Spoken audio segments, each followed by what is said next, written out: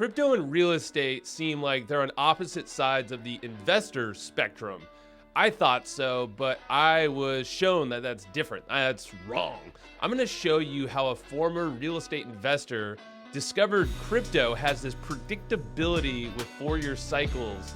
And he breaks all of this down for us as well, and how he's used this predictive cycle to create more wealth than he's done in a decade's worth of real estate deals. So the best part is he said that this strategy is about to heat up right now as we drop this video. So dig in there, enjoy, and before you actually go too far, make sure to pause and go check out the AI clone of this episode that you can talk with. It's actually trained on this episode, so you can get a whole bunch of actionable materials like the specifics of what is said here by Corey Geary. Go to hustleandflowchart.com/clone in your browser. That'll pop up the clone to this episode and also this entire podcast. hustleandflowchart.com/clone. With smaller budgets, shorter timelines, and sky-high expectations from customers, growth is feeling kind of painful for a lot of business owners right now. But HubSpot's here to help you out. They just announced over 200 major product updates that makes the impossible feel a lot more possible when it comes to growth. They have something called Breeze, which is HubSpot's suite of new AI tools that helps you get through all the busy work and into that more impactful work. They also have something called Breeze Copilot, which is your sidekick to assist with a bunch of different tasks and boost productivity.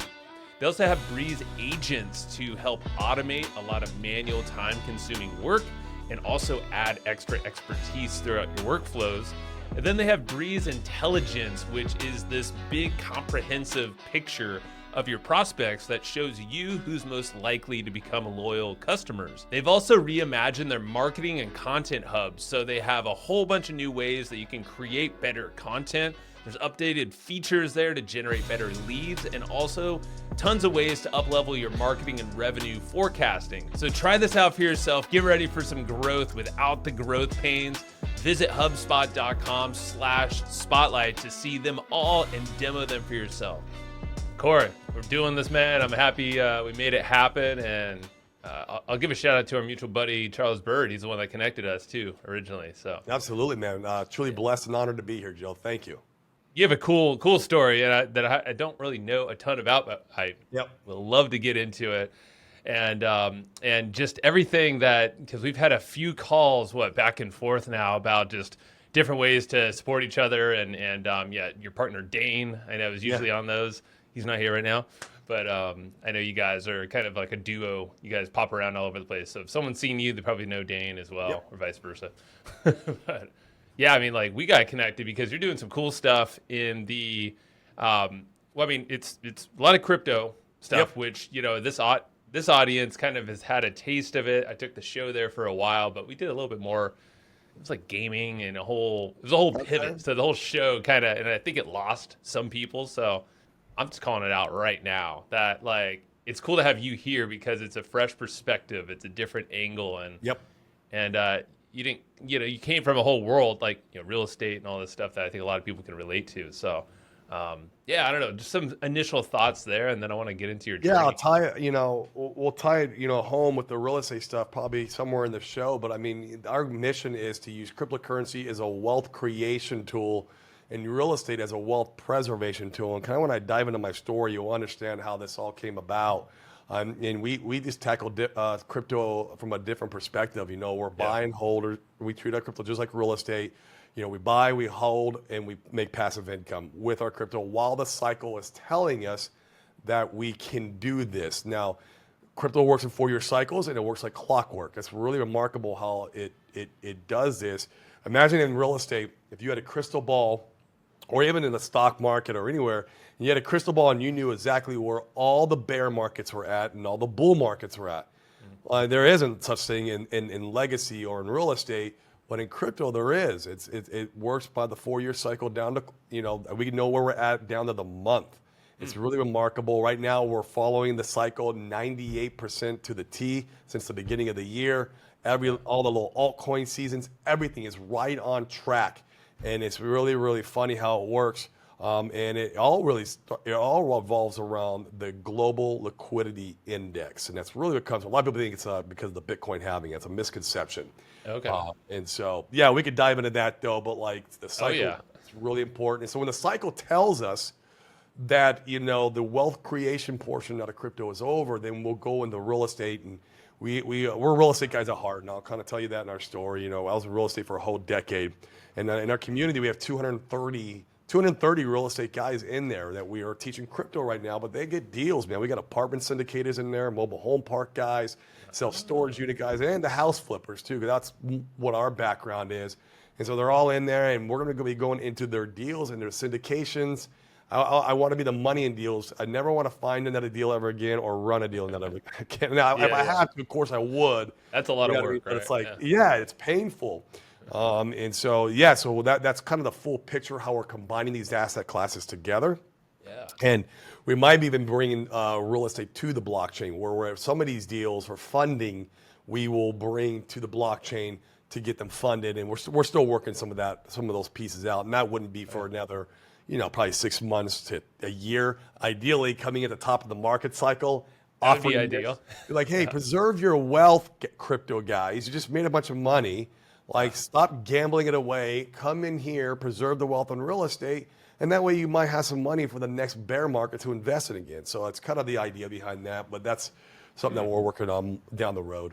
Yeah, man. I mean, you already have me at this whole full 4-year cycle, and I'm maybe let's just like close that gap really fast before the stories and stuff, because initially I was like, whoa, how do you know that? And also, you know, crypto hasn't been around as long as, let's say, the full-on market, stock market and all that, and even real estate. But yeah, tell me a little bit about, like, you already said the global liquidity index. Yep. But like, explain that, maybe some of the why and how is this all possible to actually We're in the fourth cycle right now. And so up to this point, you know, and of course it could change, you know, one way or the other. All we can do is look back in history and say, okay, what's held true? And it's really remarkable that these 4-year cycles play out to the T in crypto. The global liquidity index, that's just when there's a chart for it. And actually I could probably bring it up. I got to find it. But every 4 years, in the world, the governments and the World Economic Forum, and that's when usually money printing starts. And it doesn't start with one nation state. Yeah. A bunch of nation states start doing it. And, you know, and I think Japan started printing money. We have a couple. We're going to probably start printing money by the end of the year.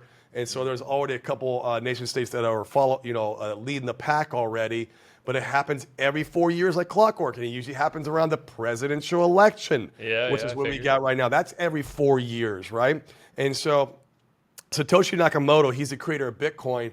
I think he saw these things. And he's like, you know what? Let me put the Bitcoin halving, which is just where the supply gets cut in half. For your listeners, for the miners, that's all it means. I don't want to get too deep in the weeds on it, but like it creates a scarcity effect. But that alone is not what, in my opinion, pushes up the market cycles. It's all the liquidity get flooded into the world, and what happens when people get a little bit top heavy on liquidity, they put it in risk on assets. That's where it goes. And crypto is the riskiest of assets. In fact, when they say the stock market Russell, which is just all like the crap stocks and put in one index. They say when the Russell starts topping and making new all-time highs, that money, that's an indicator that the crypto is about to like go parabolic. You can watch the Russell, and the Russell, guess what it does? It follows the 4-year cycles. Go back and trace it. It's every 4 years, it makes an all-time new high. And so it's funny how this works. Now, it doesn't mean that all stock market works this way or real estate. In fact, it doesn't work that way in the stock market world or real estate. Now, I'm sure this has some effect on it. But since crypto is such just a speculative risk on, it's based off of like, you know, people and how much liquidity got, it completely runs and falls around that global liquidity index. Wow. And when it runs, it can do, I mean, anywhere from like, you know, 2, 3, 4x up to hundreds of X's. It's highly volatile.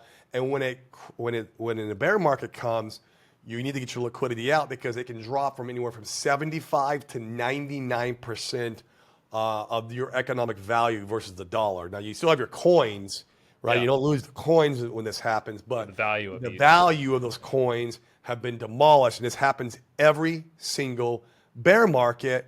And man, you could tell. Go back and look at the cycles. The top is always somewhere in the middle of the year. So we're expecting June or July will be the Bitcoin top of 2025. And after the top, to the T, 1 year later is when the absolute bottom is in. And so this last bottom was the FTX collapse. Everyone looks at stuff and goes, okay, well, it was because of FTX. No, the FTX happened because of the event. It's really funny. Like, that's why the good TA guys can tell you where we're going without hearing the news, and then they can hear the news and be like, oh yeah, I know that because the chart told me. The chart told me where we're going. The real good TA guys, and I'm not a great TA guy, but I am a market cycle student. I will tell you that. But and we have guys smarter than us who do our TA for us, and they could see this stuff, man, coming a mile away. So the FTX collapse, I mean, it was foretold it was going to happen before it even happened, even though, you know, a lot of people got hurt in that collapse. But that marked the Bitcoin bottom in this last cycle, and Ethereum bottom around a week or two right after, and then the cycle starts over again. It's rinse and repeat, and it's just every 4 years. And so you just want to be a student of the cycle. You want to know where you're at in the cycle. You can kind of gauge where you're at down to the month. Does that mean it's going to hold 100% true? No. You have to be ready for an outlier. Yep. Something happens. I don't think anyone was predicting COVID to happen, and it absolutely wrecked the charts. But if you look at the charts, it was only a blip on the chart, and then it shot right back up. Yeah, and the bull market was still on. Like, it was like if you were there to buy, you made a bunch of money. But other than that, you were good. And so there are things that can happen to throw a wrench. But just becoming a student of the cycle is the biggest thing anyone can do in crypto besides getting their security in order. And that way they know where they're at, and they can position themselves accordingly with their capital to make the gains. Dude, that already is, you just described that in such a different way than I've ever understood it before. And I'm doing some searching. I always, like, during my episodes, I use perplexity.ai because it's pulling in, it's like Google search, but like accurate and pulling in data in real time. Yep. So I'm seeing what you're saying. Like, I'm like comparing the Russell 2000 to Bitcoin, and like it shows a chart. Look at the global liquidity index, man. That's a whole other chart in itself. It has this the chart looks like this, and it tells you when the global liquidity is ticking up, and then it goes down. And it does this every 4 years. And I don't know if it's been that way since we've been off like the gold standard or That's what, true. but like it's crazy how it works, and how this whole munting printing Ponzi that we're on is, in many ways, can be predictable. I mean, that's the thing. And elections, obviously politics, there's all these other factors. I mean, it makes a lot of sense. And I think, wasn't there just a meeting with, or maybe it was months back, but not that long ago, in Vienna or something like that, where a bunch of the people got together, global economic forum, maybe it was. Yep, the WFTF, yep.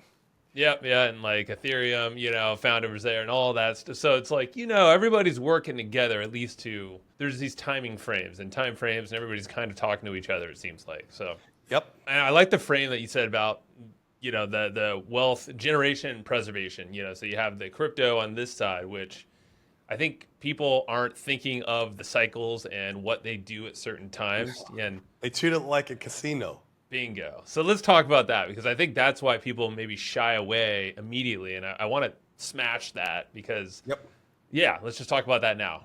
So everything we do in our life, whether we're buying or selling something, I don't care if you're buying a car, if you're selling your laptop, everything we do is based off emotion. In fact, if you get into sales, you'll really dive deep into emotion and the psychology behind that, and how to basically help guide the sale through someone's emotions. And basically what happens is when things are doing good or going up, it's human nature. We want to buy that thing and get involved. And so what happens is that when these cycles take place, nobody's wanting to buy when everyone thinks crypto is dead. Nobody wants to buy when things are collapsing. It's not sexy. It's just human emotion. We want to walk away from it. We want to run from it. It's actually the opposite. It's the old Warren Buffett saying, you buy when people are fearful and you sell when they're greedy. It never holds more true in crypto. This is like, you have to live by that in crypto. And by the time people are interested in this asset class, they're seeing on the 5 o'clock news how people are getting rich, and there's people driving Lamborghinis, and there's all these, these JPEGs selling for $5 million, and all the things that are going on. The Hollywood actors are all involved now, and it's like, that's when somebody, your normal guy, is like, oh, you know what? I'll try this crypto thing, because a lot of people are making money. And what's happening is they're coming in and they're buying the top. And this is how most people get involved in crypto. I say 9 out of 10, because of their emotion.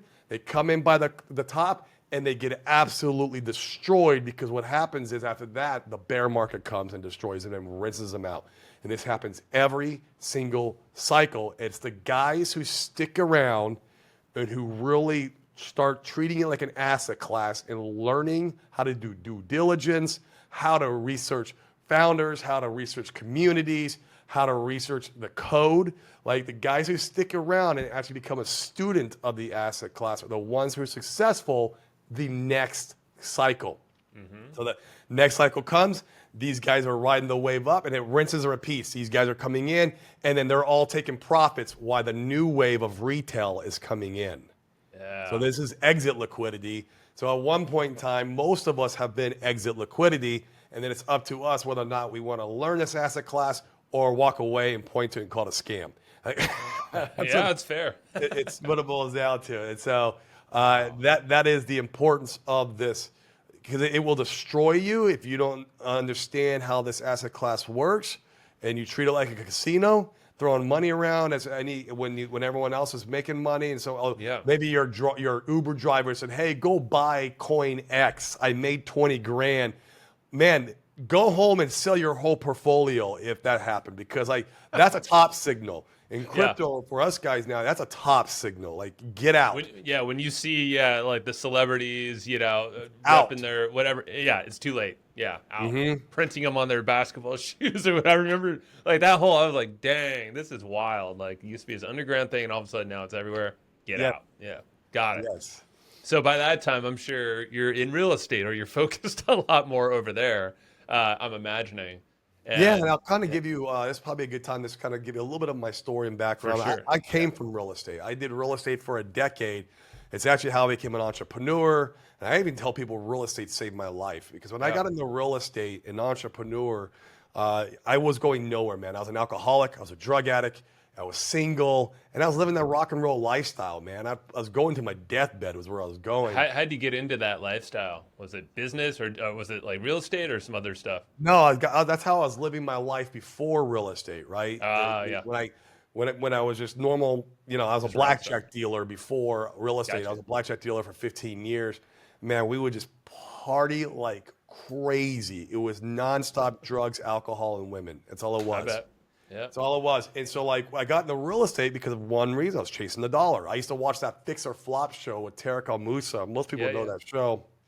And my girl that I was dating at the time, she was a part-time realtor, a part-time blackjack dealer. And we used to love watching that show. And she's like, why don't you fix up a house and flip it so I can list it? And I was like, seems easy enough. These guys are making 80 grand in 20 minutes. Like I'll try. It's that easy.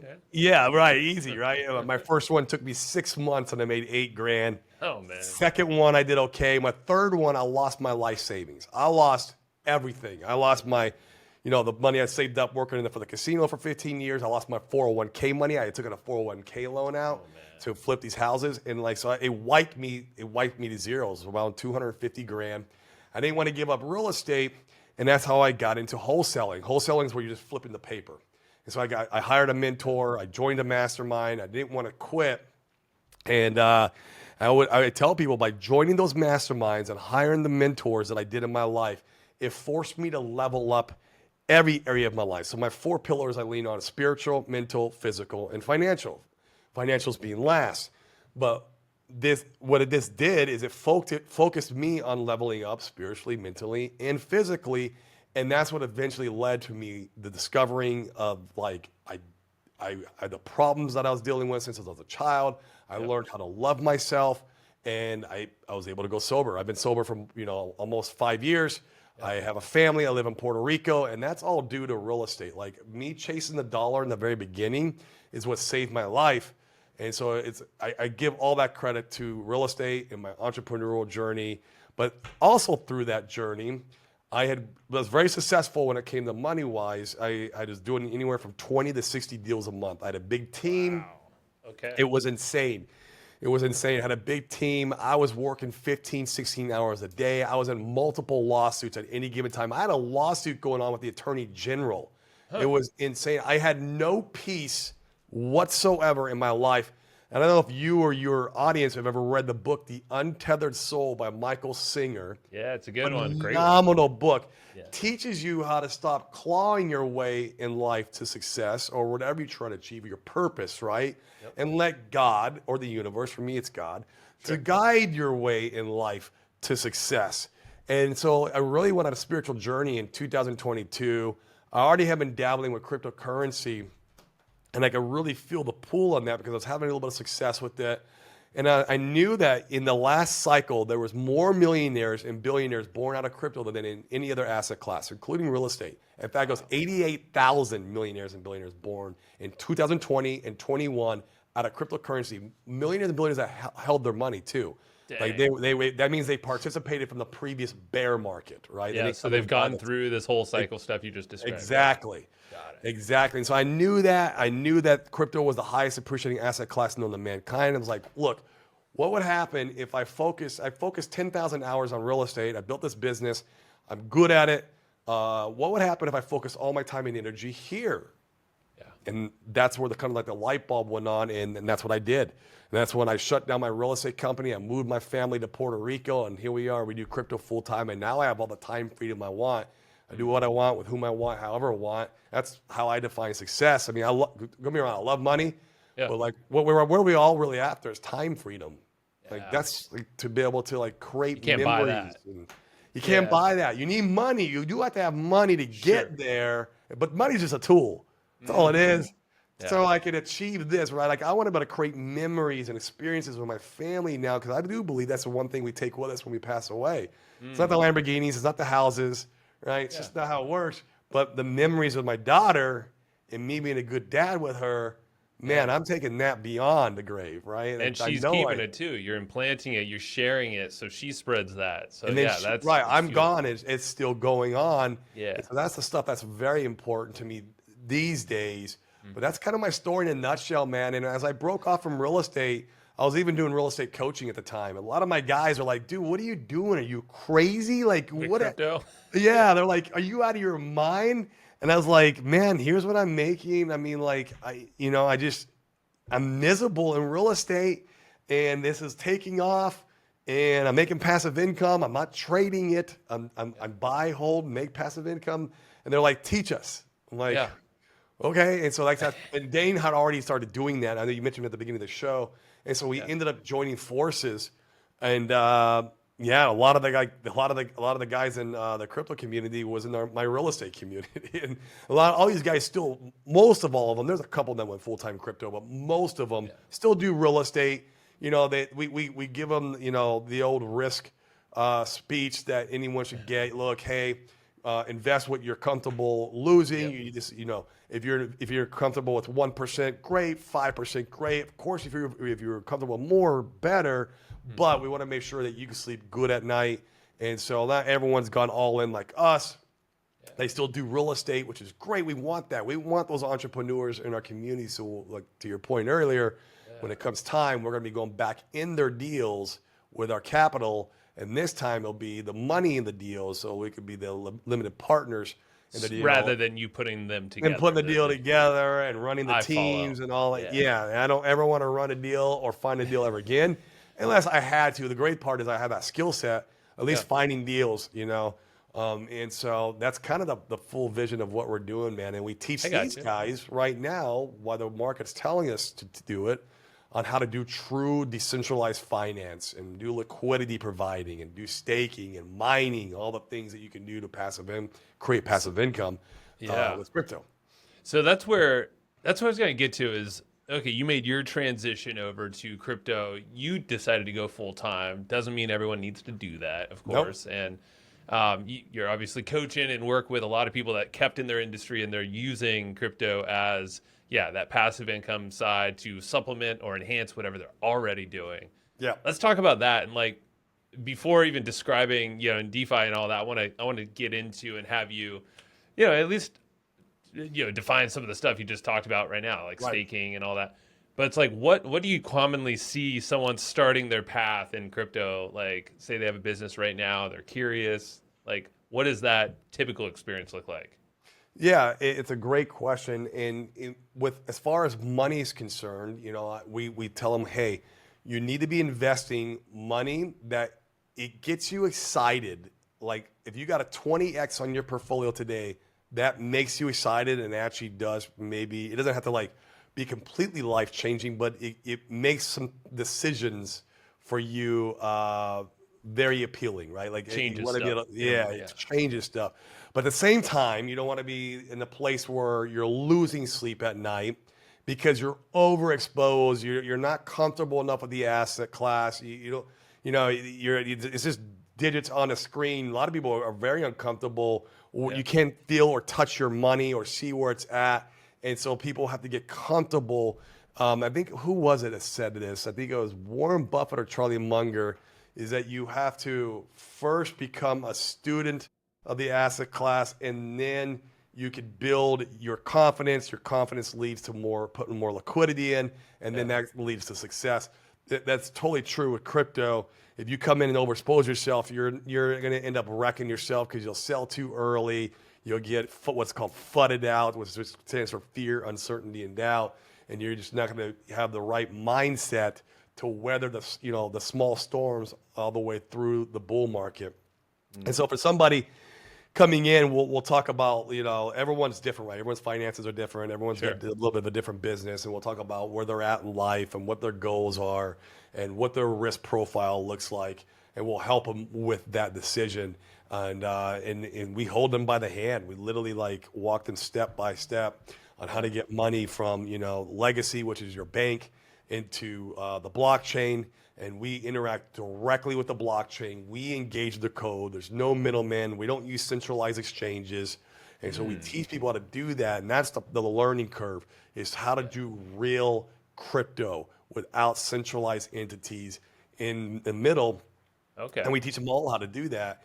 And we hold them by the hand and make sure that they got the security set up, because what's the point of making any money in any asset class if you're just going to get robbed? Like, you got to make sure. Been there. Sucks. Yeah, exactly. Yeah. This is an unregulated asset class. So the bad guys are there. Yep. They're there. I want to pause this for a moment. Shout out a friend of mine, Sonia Thompson. She's been on this podcast a few months back. She hosts a podcast called Inclusion and Marketing. It's also brought to you by the HubSpot Podcast Network, the audio destination for business professionals.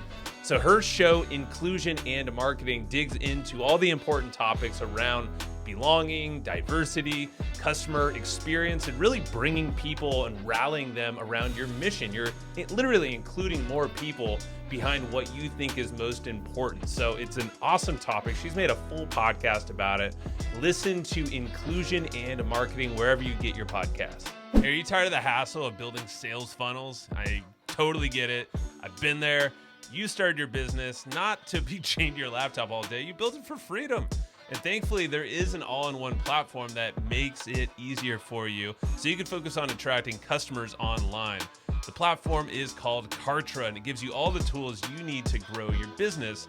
The best part is Kartra comes stocked with all the done-for-you campaigns, so you don't have to worry about thinking about building from scratch. Everything is designed, connected, and written for you already. It also leverages AI to help you with some of this writing. All you got to do is just customize this to your liking, and then boom, you got a fully built sales funnel for you. This is marketing made easy, so go try it out for free. 30-day free trial over at hustleandflowchart.com/Kartra will get you there. So again, that's hustleandflowchart.com/Kartra, Kartra.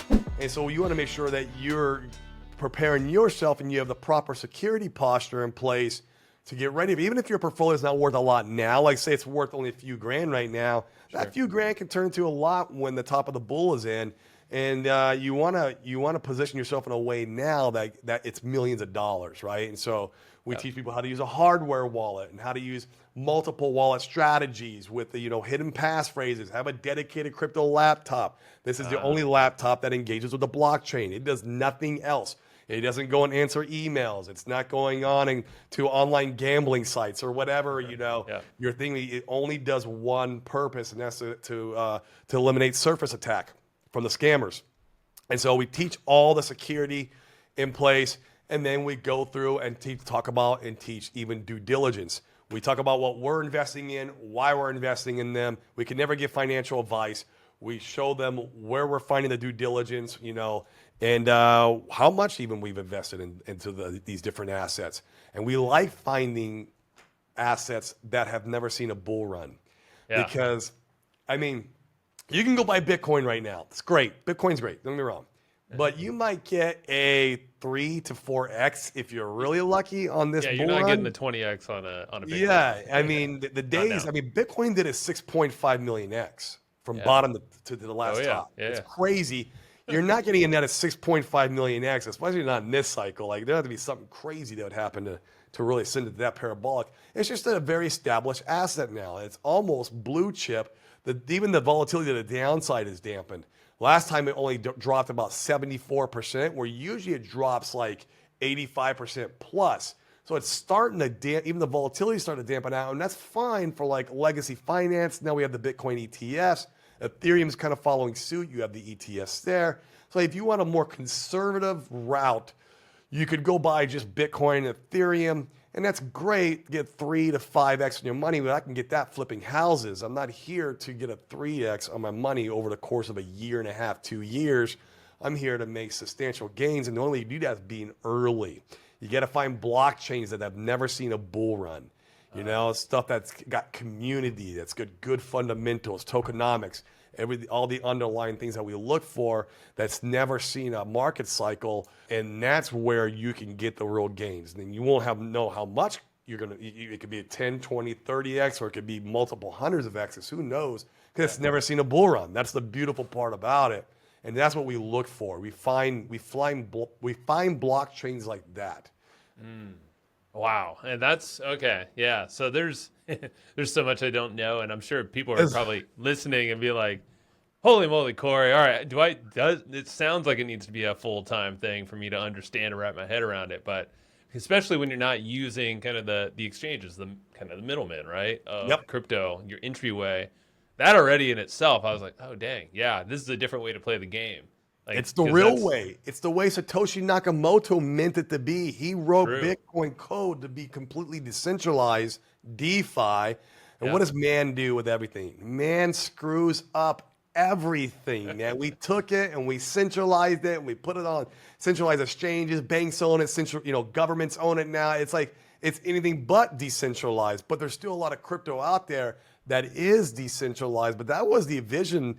The initial vision when Satoshi wrote the code in the white paper. He wanted us to be our own banks. He wanted us to have self-sovereignty. He wanted to give power back to the people and decouple it from the big banks and centralized entities and the governments of the world that are slowly boiling us like the frog in the kettle, right? That analogy where we're losing all our freedoms. He wanted to give us freedom to transact, censorship-resistant, peer-to-peer, permissionless money.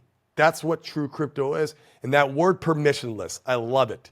Yeah, nothing in our life is permissionless. Nothing. You go to dinner tonight with your wife, you're going to pay for that dinner with a credit card, right? And that credit card, you need a permission from the bank to pay for that dinner. Right. Even if you want cash, you got to go to the bank and get permission from the bank to pull that cash out. There's nothing in our life that everything has permission now. Yeah. And so true crypto is permissionless. And that's one of the few things we have. The right to transact is a human right, and it's been stripped away from us slowly. And so Satoshi saw that, and that's why Bitcoin was written. Now it's getting screwed up a little bit, and we're starting to see some, other things happening with it, but there's still a lot of crypto out there that stays true to the ethos, if you will. I get you. It's kind of like, I talk about it when I coach folks on AI or using that for your business. It's like, hey, you don't have to, there's a bunch of tools. Everybody's coming up with tools all in. It's confusing everybody, but Yeah, but there's engines that live underneath those tools, things like the Open AI or Anthropic, like the ones that actually have all the data and everything's built on top of, Yep. and it's kind of like it's like any kind of blockchain, really, you know, Bitcoin being one of them. And yeah, now there's these layers, these exchanges or whatever else that people are building on top of these blockchains or tapping into. Yep. So that's a good reminder. Cool. Well, talk about DeFi. Like you mentioned Yeah. some of these things because you guys, I think, specialize or at least you spend a lot of time there. That's all we do. Yeah, That's there all you we go. do. Even better. So describe what it is, some of the Yep. things that us at this level we should be knowing about. So the word DeFi, it's just short for decentralized finance. That's what it's short for. And kind of what I talked about a little bit earlier with the Bitcoin and Satoshi, the ethos of us being our own bank and having self-sovereignty and having censorship-resistant transactions. That is true DeFi. So DeFi is where you're your own custodian. You're going to take custodian of your own crypto. Meaning if you go buy Ethereum, you're going to hold Ethereum on your own hardware wallet. You're your own bank. You're not going to trust Coinbase. You're not going to trust Binance. They're not going to be holding your Ethereum because, I mean, Brian Warner's probably a great guy. He owns Coinbase. I'm sure he's great. But, like, you don't know what he's doing to your money behind the scenes. Everyone thought FTX was like the best thing since sliced bread. In fact, they were the premier centralized exchange for the United States. Yeah, I know. It's wild. And what was Sam Bankman-Fried doing in the background? Dude. Gambling all your money away by trading, embezzling money, sending money to it. I don't want to get into it, but like there's a lot Look it he up. was doing. Yeah. Yeah. Yeah, and so like you just don't know. So like you need to control your finances. Even when you keep money in the bank, like Bank of America, you don't know what's happening behind the scenes with your money Sure. with Bank of America. If they go under, that you have your money that's insured up to like I think it's 250,000. But above that, like you're not like, and if they go and lose all your money and the government doesn't insure it past 250, well then you're out, right? You're out. And so like this is where you're your own custodian. You're gonna use your crypto and you're gonna learn how to engage with the blockchain. The blockchain. The actual blockchain, all it is a big open ledger. It's all it is. It's a ledger and a unit of counting on that ledger. So who owns what, how much of what, who transferred what, where, and that's all it is. It's just it's a database. It's all a blockchain is. And in fact, I'll tell you what blockchain means. So you have a ledger, the data gets put in the ledger. That ledger gets full because at one point you're full on information. This ledger is called a block. The block is sealed. It's pushed down the line. It's always going to stay in the line forever. And a new block is created. That's why it's called blockchain.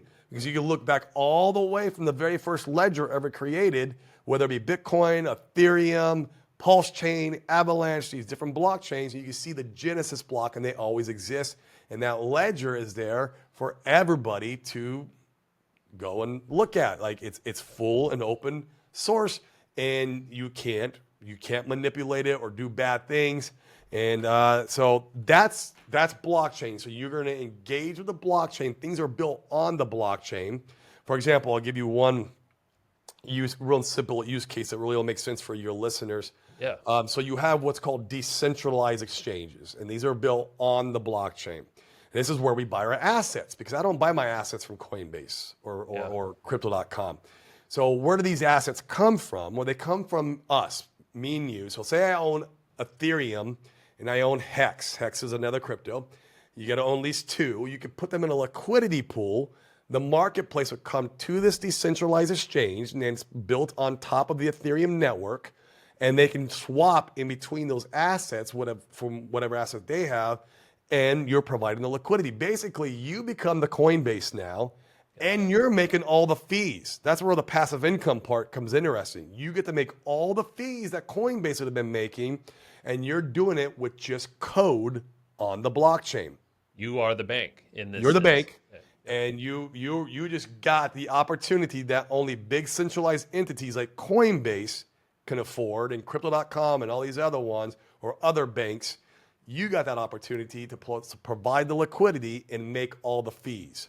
And that's done directly on the blockchain. It's just one example of one use case of a protocol. We call them protocols built on top of the blockchain. Yeah, so that what you described is a protocol That's in a this case. protocol. Yeah. Got it. Yeah. Yep. And that's the thing. There's all these terms because I remember getting in there and I learned. It's a lot, man. Yeah, but it's like you can always relate it to something that you probably understand, like how a bank works generally, Right. or an exchange of money or some kind of currency, and there's a fee associated. Okay, boom, cool. Okay, Boom. that's Yeah. it. Or a business, right? Like you could call a protocol. Okay, that's the business built in the city. The city's the blockchain.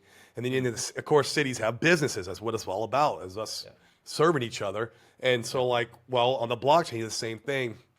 They build these protocols and they have different use cases. People come and use them. They pay a fee. But the interesting part is, where does that fee go if it's just code? Oh, well, it goes to us. Yeah, the owner of that protocol, the one who created it, put it together. So by you owning their crypto, it's like almost owning shares in a company. I'll tell a lot of people, it's like owning shares in a company, you get paid the dividends. Except for like, unlike Coca-Cola, you get paid dividends if you own them.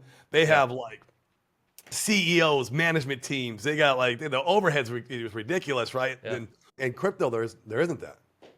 Yeah. I mean, the overhead is literally whatever you make it, right? It's it's built into the code itself. Yep. So, the contract in that case, right? Contract. So there's a contract associated Smart with contracts. the protocol. These are also called smart contracts, what we're discussing here. Yep. Okay, got it.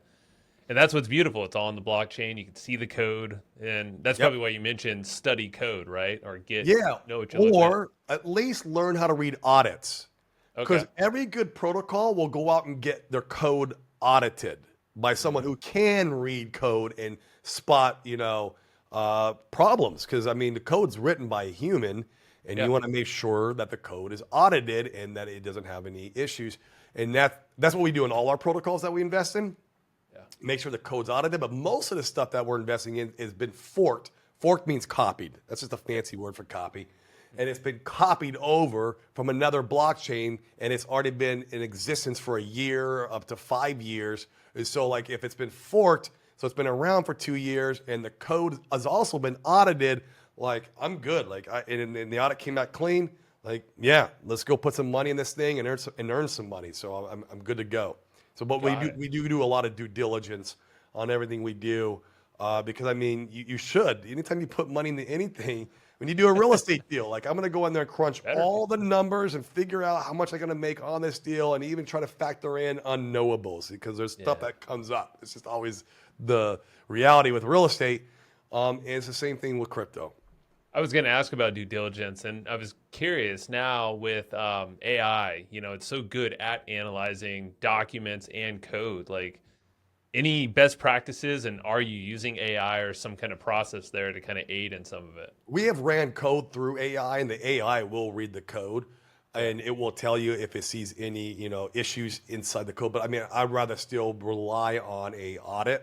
Yeah. But yeah, we've definitely, you can even ask AI to write code or do the fork for you. Yeah, I'm sure. You say, hey, AI, go to Uniswap on Ethereum, and I want you to write me the same code, but we're going to put it on this blockchain, and we're going to maybe change this and this, right? It'll do it. Like, it's insane. Wow. That's what's nuts, man. It's getting really good at code right now. I know. It's insane, man. How the future of AI and crypto, I can't even imagine, like when my daughter, she's 3. I can't imagine when she's my age. I'm 47. Another world, man. Another world. It's exciting to think about. I hope I will be alive to witness. You will. I will be alive. But a lot of stuff will happen in that gap in time. But besides code, you definitely want to do research on the founders. You want to do research on the communities. You want to know what the underlying fundamentals are.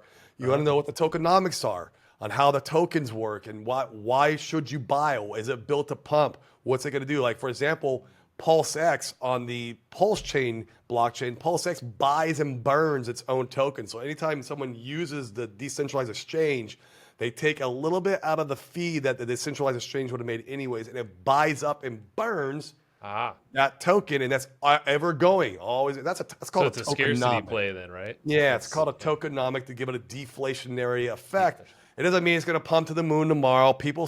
But the one thing that rules over everything is buy and sell pressure, market conditions. That's just standard market conditions. But over the long haul, it does and should affect, the performance. So you look at stuff like that. You look at stuff like that. Yeah. The fundamentals, like what does this protocol do? What's it trying to do? I'll give you another example. There's a protocol on Pulse Chain. You can go in and you can leverage trade. Now we don't leverage trade. It's not what we do. We're buy and hold investors, but other people will, and they can go out and take a leverage long or a leverage short. And while they're holding that leverage position open, they have to pay a fee by the hour. All this stuff, like once again, it's just code, and those fees get paid to the stakers of the coin holder that's tied to the protocol. What's like almost like a stock dividend. Yep. Yeah, you're getting paid to hold that specific coin in this case. Yeah, because you're making passive income. That's a fundamental. So you want to understand what does it do, or what's it trying to do? What's the vision of it? Are they still building more protocols around it? Like what's the future? Like, what does it have a community? A cult-like community is what we look at in every single protocol or blockchain. You want like early Apple cult-like, even early Bitcoin. They call them the cult of Satoshi. That's what they called those guys. Right. I wish I was part of the cult of Satoshi. I heard about it, man, when it was like $200, and I'm dumb. But yeah, I know. I'm just like, whatever. Hey. I'm not going to talk about it. When's the best time to plant a tree? 20 years ago. When's the second best time? Now. Right now. That's Same. right. And it's never too late. Let's be honest, because like what you're describing is, it's still an emerging technology, but yet it's very early. It's so early, and maybe this is where, because I want to kind of leave it with some next steps for folks, and I definitely want to shout out how they can. Let's start here. Is like, okay, if they want to chat with you guys, what you and Dane are doing, learn a little bit more, where do they go? Yeah, man. So our socials are always open, and you're more than welcome to DM me or Dane. Like, and that's me answering. It's not a VA. It's actually me. The Corey Geary on Facebook. It's the Corey Geary on Instagram, because I think someone has already taken my name, so I think I had to put the "the" in front of there. And so we have a YouTube show too. It's called the DeFi Crypto Alliance on YouTube. You could look up Corey Geary, and I think the YouTube show will pop up. But you can also check out DeFi Cashflow Systems.com. And that is an introductory of our basically our lowest program. If you want to try to get your feet wet, just get a taste to see if this is for you. And that's what that website there is for.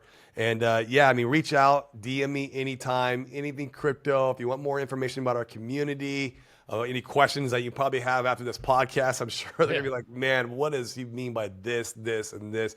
Feel free to hit us up.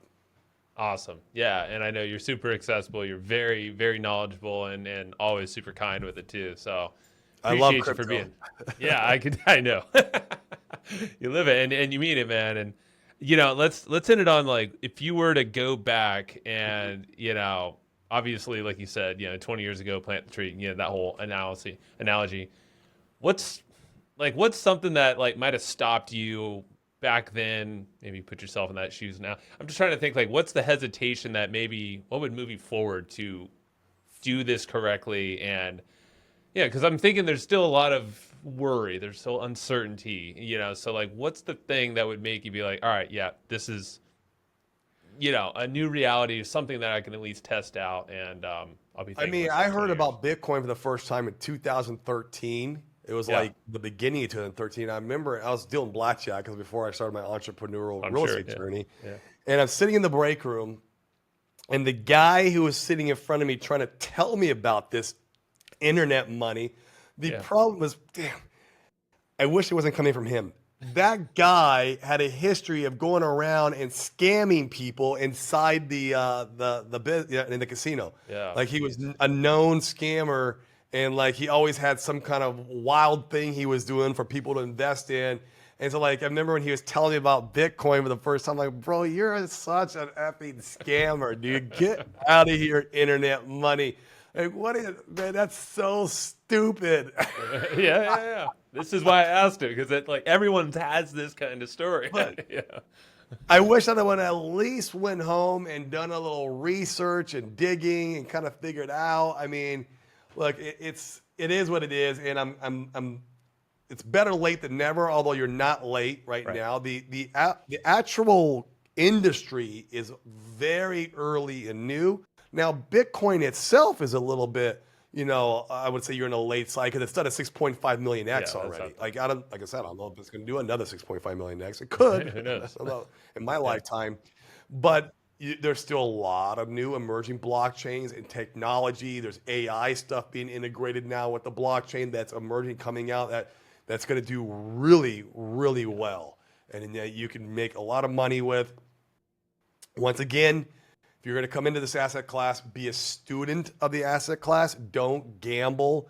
That's the biggest thing I say. Don't come in because your neighbor made 20 grand on some random X coin. Like that's the wrong time to be getting involved in stuff. You want to get in it when everyone thinks it's dead and it's not going anywhere.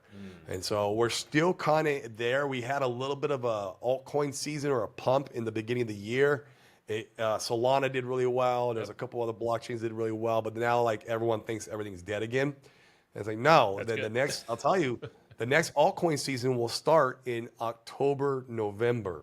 The next local cycle top for altcoins will be in December or January. Oh, that fast. And so it's fast. Altcoin seasons happen fast. Okay. And then there'll be one last one in the middle of the year when Bitcoin's topping out. Bitcoin tops out in the middle, towards the middle to November-ish of next year. We should see the market cycle top with Bitcoin. Altcoin, the last and final push in altcoins will happen either a little before or after, which they've done both on the previous 3 cycles. So we're expecting it could happen before or after. Once we get closer to the date, we'll know a little more. Yeah. And so that's your last blow off, last push for it to make some gains, and then it's bear market time, and then it's go into real estate, go into other hard assets that you understand, that you know, or you're working with people who do understand and know, and that's 100% our strategy. Man, I love it. It's literally a holistic kind of strategy where you're feeling, you're doing. It's trends. It's you can do your research and you can kind of predict where you're going to make your moves like way ahead of time. And it won't be perfect, but you don't. Here's a crazy thing about crypto: you don't have to be perfect. Right. The gains are so wild, the volatility is so huge that you don't have to buy the perfect bottom and sell the perfect top. Yep. I'd say the thing, at least from my personal experience, and I'm sure you would say the same, is like get the fundamentals down, security. I would imagine. Yes. Like, I can't express that enough. Yeah. It's number one. Yeah, like because if you're going direct, and it's like, okay, well, know what you're doing security wise, guard your stuff. I'm sure you guys have training on that, and yep. I mean, absolutely. Because I know that's once you do something on the blockchain, it's irreversible. Right. So if you send a scammer $1,000, like to his private keys, you're never getting that $1,000 back. It's gone forever. There's no 1-800 help me in crypto. Yeah. No, so I'm happy. Let's end on that point actually, because it's like you really got to get that down, and that's when I lost it at first, and it was a few grand or so, but either way, it was like just me jumping in. I was like, nope, bad idea. Like should have done my homework on the security side. So, yep. Note to everybody. So, all right, Corey. Appreciate you, man. This is fun. Go check out all the links and stuff. I'll put them in the show notes, description below. Appreciate you. Appreciate you, Joe. Thanks for having me on.